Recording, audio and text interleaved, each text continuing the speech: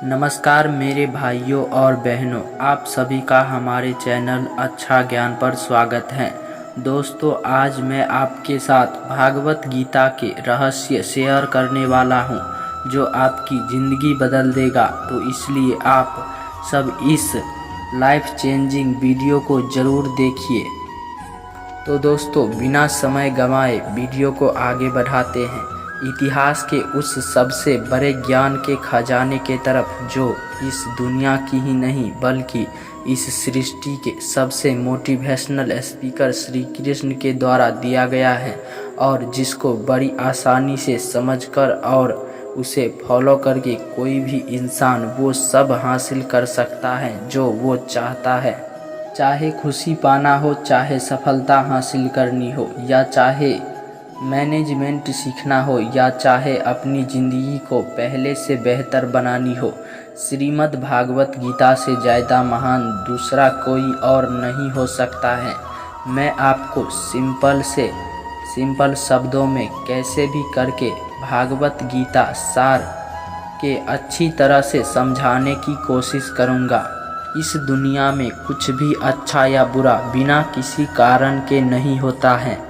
दोस्तों, एक बार पुराने टाइम में एक गांव में एक गरीब औरत रहती थी, और जब उसको एक बच्चा हुआ तब वो बिल्कुल स्वस्थ था। लेकिन एक बार किसी एक्सीडेंट के वजह से उस बच्चे के साथ की एक उंगली कट गई।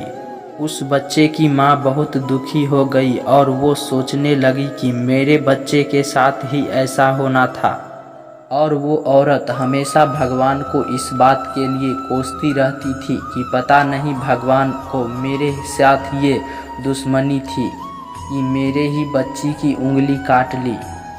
समय बीतता गया और उस गांव में एक दिन साधु के वेश में एक मायावी राक्षस आया। वो राक्षस अपनी शक्तियाँ बढ़ाने के लिए बहुत सारे बच्चों की बलि चढ़ाना चाहता था।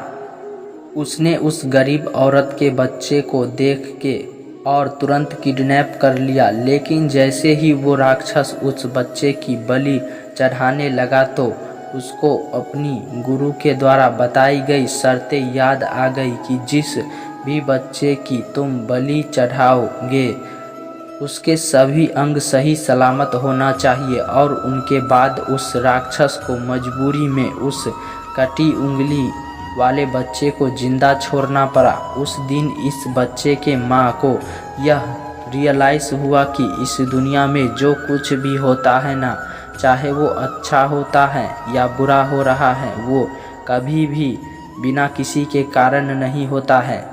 आप किसी भी कंडीशन में कर्म किए बिना और उसका फल पाए बिना नहीं रह सकते हैं। दोस्तों, ऐसा हो ही नहीं सकता कि इंसान का शरीर एक सेकंड में भी बिना कर्म के लिए रह सके। ऐसा हो ही नहीं सकता है कि इस सृष्टि का एक कण एक सेकंड के लिए भी बिना किसी कर्म को किए रह सके। कर्म करना हमारे जीवन का अभिन्न हिस्सा है। दोस्तों, अगर हम सोते भी हैं ना, लेकिन हमारा दिमाग नहीं सोता है। हम सपने देखते हैं, सांस लेते हैं, हमारे शरीर के हर अंग में करोड़ों सूक्ष्म कण अपना काम करने में लगते रहते हैं।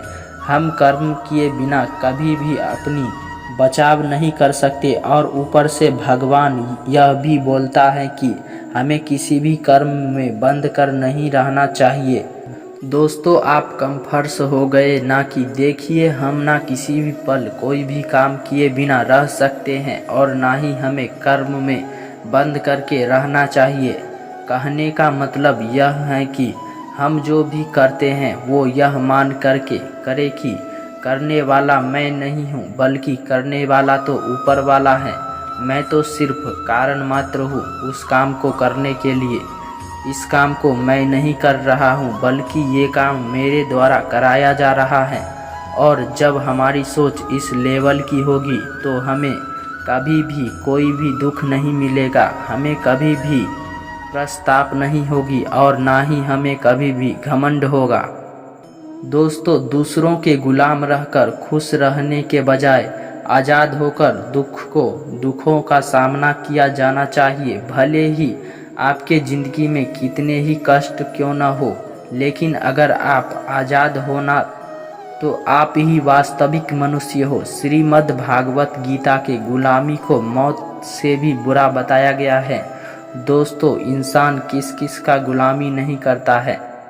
तो दोस्तों, वीडियो पसंद आए तो वीडियो को लाइक कर दीजिए और चैनल को सब्सक्राइब करके